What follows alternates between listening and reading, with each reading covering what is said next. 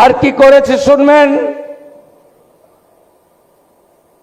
গোটা ভারতবর্ষে অবৈধ অনুপ্রবেশকারীদের ধরা হতো গুজরাট, রাজস্থান, জম্মু কাশ্মীরের বর্ডারে পাকিস্তানের, আসাম, ত্রিপুরা, মেঘালয়, পশ্চিমবঙ্গে বাংলাদেশ থেকে আসা।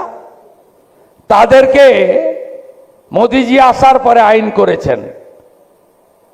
তাদের ওই দেশের নাগরিকত্ব যাচাই করে হোল্ডিং স্টেশনে রেখে, যেটার নাম আগের মুখ্যমন্ত্রী দিয়েছিলেন ডিটেনশন সেন্টার, আমি নামটা বদলে দিয়েছি হোল্ডিং স্টেশন সেন্টার, ওখানে রেখে সরাসরি ওই দেশের বর্ডার গার্ডকে তুলে দেওয়া। সব রাজ্য, সব সীমান্তবর্তী রাজ্য করত। আমাদের রাজ্যে কি হতো জানেন?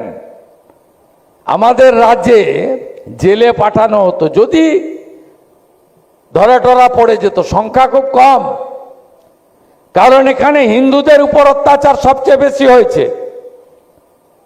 85 বছরের শেখ হাসিনা ওয়াজেদ কে তাড়িয়ে দেওয়ার পরে 5ই আগস্ট 2024 প্রাণ নিয়ে পালিয়ে এসেছিলেন জলপাইগুড়িতে।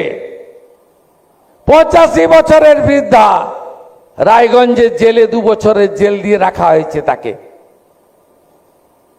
এখানে প্রথমে জেলে পাঠানো হতো, ওরা বছরের পর জেলে থাকতো।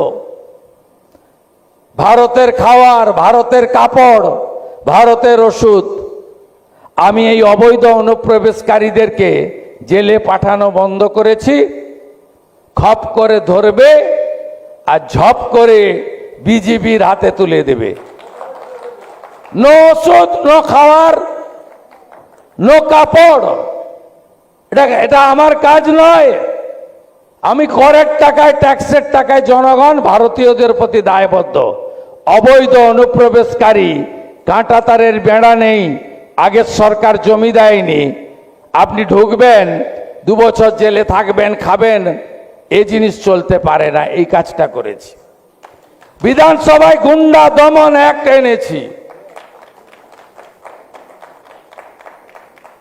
কোনো ওয়ারেন্ট লাগবে না, কোনো এফআইআর লাগবে না। দেশ বিরোধী পোস্ট, দেশ বিরোধী কাজ, দেশ বিরোধী বক্তব্য করলেই ধরব, 12 মাস আটকে রাখবো। কথায় কথায়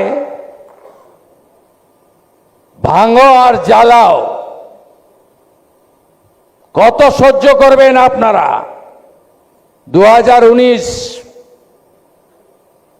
ভারত সরকার আনলেন সিএএ, সিটিজেনশিপ অ্যামেন্ডমেন্ট অ্যাক্ট। প্রাক্তন মুখ্যমন্ত্রী বললেন যে এটা এনআরসি, একটা নির্দিষ্ট সম্প্রদায়কে তাড়ানোর জন্য ভারত সরকার এই আইন এনেছে।